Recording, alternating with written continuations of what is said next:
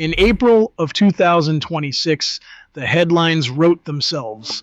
John Deere, the company that had become the global symbol of corporations locking farmers out of their own equipment, agreed to pay $99 million to settle a right to repair lawsuit.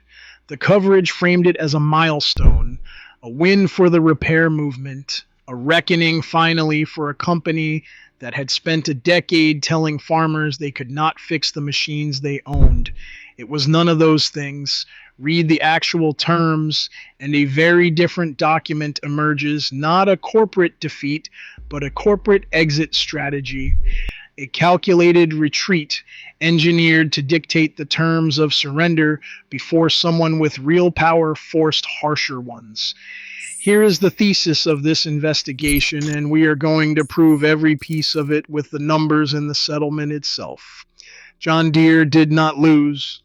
John Deere admitted no wrongdoing, paid a sum that amounts to pennies against the harm its critics allege, secured roughly a decade of good publicity, and, buried in the fine print, reserved the right to close the digital gates again in 2036. The company bought a decade of compliance at a discount, and the press handed it a victory lap in exchange. To understand why this settlement is better read as a surrender on the company's own terms, you have to do something most of the coverage did not. You have to read past the number. You have to follow the money to where it actually lands. You have to find the expiration date, and you have to ask who exactly agreed to stop fighting and what they got in return. This is the anatomy of a settlement designed to look like a loss and function like a win. Start with the number everyone celebrated. $99 million. In isolation, it sounds enormous. In context, it evaporates. Set it against the scale of the problem the settlement is supposed to address. A 2023 study by the U.S. Public Interest Research Group estimated that repair restrictions across all agricultural equipment manufacturers cost American farmers roughly $4.2 billion every year, about $3 billion in equipment downtime and another $1.2 billion in excess repair costs. That figure covers the whole industry, not Deere alone, and the group that produced it was advocating for repair reform, so treat it as a high-end estimate. But even if you discount it heavily, the asymmetry is staggering. The settlement is a one-time payment of $99 million against an industry-wide harm measured in billions per year. Now narrow it to what each farmer actually receives. The $99 million is not a gift. It is a fund, and that fund gets divided among class members based on the labor hours they paid for on Deere repairs going back to January of 2018. 8 years of inflated repair bills spread across a vast class of farmers nationwide. Run the arithmetic that the repair advocates themselves ran. Spread across the acreage and the years the lawsuit covers, the payout works out to somewhere around 79 cents per acre for 8 years of alleged overcharging. 79 cents per acre for the better part of a decade, and that is before the deductions. A settlement fund is not distributed whole. Attorney fees, litigation costs, and administrative overhead come out first, standard in any class action, and entirely legal, but the effect is real. By the time the fund is divided, the individual farmer's check is not a settlement of the harm. In many cases, it will not cover the cost of a single dealer service visit, the very thing the lawsuit was about. This is the first tell. When the penalty is this small relative to the harm, the penalty is not a deterrent. It is a cost of doing business, and a modest one. Put the number in the company's own financial context. Deere projected net income for its 2026 fiscal year in the range of $4 billion to $4.75 billion. Against the lower end of that figure, the $99 million settlement represents roughly 2% of a single year's profit. 2%. The company could pay this settlement 40 times over from 1 year's earnings and still clear billions. This is not a sum that forces a board to reconsider a business model. It is a line item, a rounding error against annual profit. accepted in exchange for closing a lawsuit that threatened something far more expensive than money, because the real cost of losing this case was never going to be the payout. It was going to be the precedent. A court ruling that Deere had run an unlawful repair monopoly would have been a weapon, usable in every other repair lawsuit, citable in every state legislature, quotable in every news story for a decade. The 99 million did not buy off the farmers. It bought off the precedent. A company does not change its model over a fine it can pay out of a single quarter's earnings. It writes the check, accepts the headlines, and moves on.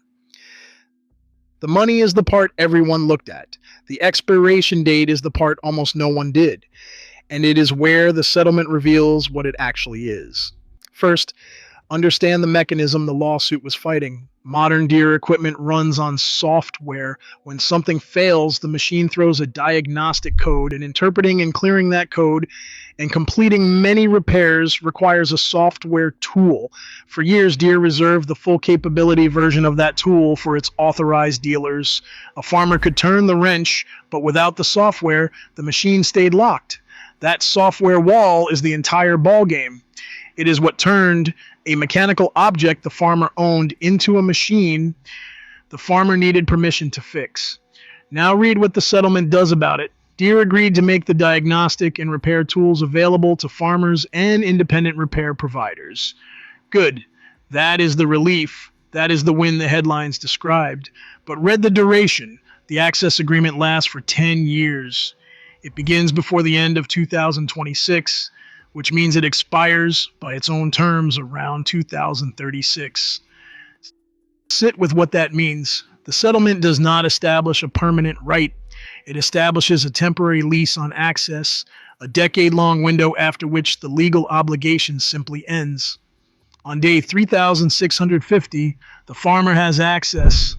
On day 3,651, the contractual mandate is gone, and there is no long-term federal enforcement framework standing behind it to keep the gates open. This is the structural genius of it from the company's perspective. Grassroots momentum is hard to sustain. Legislative campaigns run on outrage, volunteers, and attention. A settlement that solves the problem drains all three. Why fight for a state right to repair law when Deere already agreed to provide the tools? Why keep the coalition together when the press declared victory?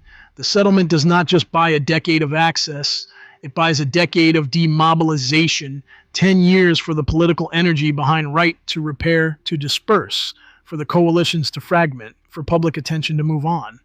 And when the window closes in 2036, the movement that might have forced a permanent solution may no longer exist in a form strong enough to notice. A permanent right would have been a defeat. A 10-year lease is a managed retreat with a built-in re-entry date. And consider what a permanent solution would actually have required, because the contrast tells you everything. A binding state right to repair law does not expire. It does not depend on the goodwill of the company it regulates. It carries enforcement mechanisms, penalties, and the force of statute behind it. Several states have passed exactly these kinds of laws covering various categories of equipment. That is what a durable right looks like: codified, enforceable, permanent. A private settlement is the opposite of that. It is a contract between specific parties, lasting a specified time, enforceable only through the court that approved it, and silent the moment its term expires. There is no agency standing by in 2036 to renew it. There is no statute compelling Deere to continue. When the 10 years run out, the legal architecture that forced the gates open simply dissolves, and the only thing standing between farmers and a return to the locked software status quo is whether the company, a decade from now, decides it is still worth the goodwill to keep providing the tools voluntarily. That is not a right. A right does not depend on the continued charity of the entity it constrains. What the settlement delivered is better described as a temporary concession, structured to look permanent in the headlines and engineered to expire quietly in the fine print. A retreat this clean requires more than a settlement. It requires the opposition to have already been softened. And on that front, the groundwork was laid years earlier by one of the institutions farmers trusted most. In 2023, the American Farm Bureau Federation, the largest farm organization in the country, signed a memorandum of understanding with John Deere. In it, Deere pledged to give farmers and, on request, independent mechanics access to the same tools, software, and documentation it provided its dealers. In exchange, the Farm Bureau agreed to stop supporting right to repair legislation. Read that exchange again because it is the whole game. The most powerful farm advocacy organization in America agreed to stand down on legislation, the one thing that could have created a permanent, enforceable right in return for a voluntary corporate promise. And what was that promise worth? The memorandum had no enforcement mechanism. It allowed the company to back out with as little as 30 days' notice. It was, in practical terms, a handshake that bound the advocates and barely bound the company.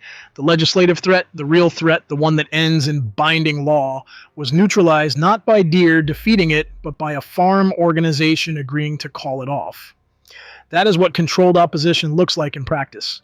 You don't have to beat the movement if you can convince its largest institutional ally to sign a truce.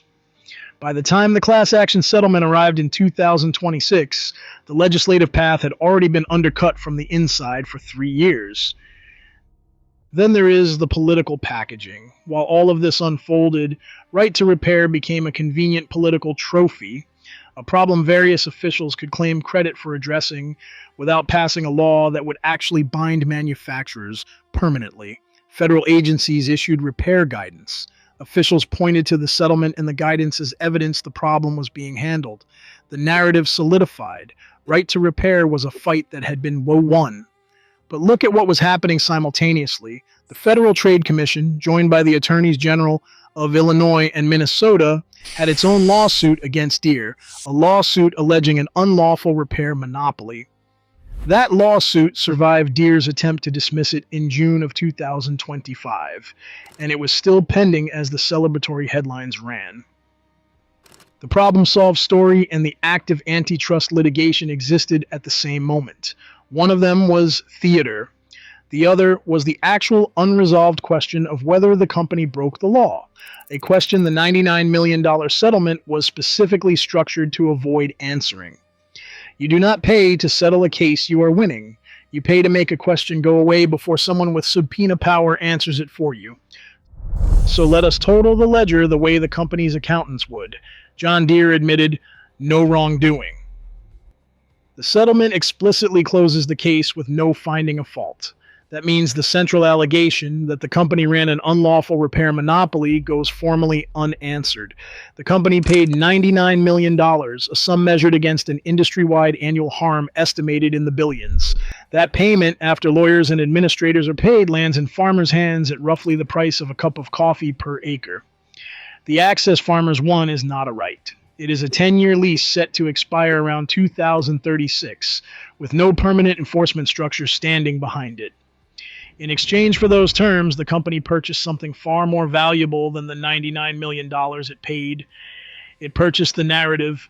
It converted a decade-long reputation as the villain of the repair movement into a wave of headlines calling it reformed. It drained the urgency from the legislative campaigns that threatened to bind it permanently. And it reserved, in the plain text of the agreement, the right to close the gates again once the window runs out. This is the part that should concern anyone, farmer or not, because the John Deere story is not really about tractors. It is the clearest, most documented example of a transformation happening across every category of expensive machine we buy. The slow conversion of ownership into tenancy. You purchase the object, you possess the object, but the right to maintain it, to repair it, to keep it functioning, is no longer yours by default. It is granted temporarily, conditionally, and revocably by the company that built it. And when a court case threatens to make that grant permanent, the company settles, pays a manageable sum, accepts a decade of good press, and quietly writes the expiration date into the fine print. The farmer still owns the tractor. For 10 years, he can even fix it. But the deeper question the lawsuit raised was never answered. Does a person have a permanent right to repair the thing they own? It was deferred, priced, packaged as a victory, and it is scheduled to come due again in 2036 when the cameras are gone and the coalition has moved on.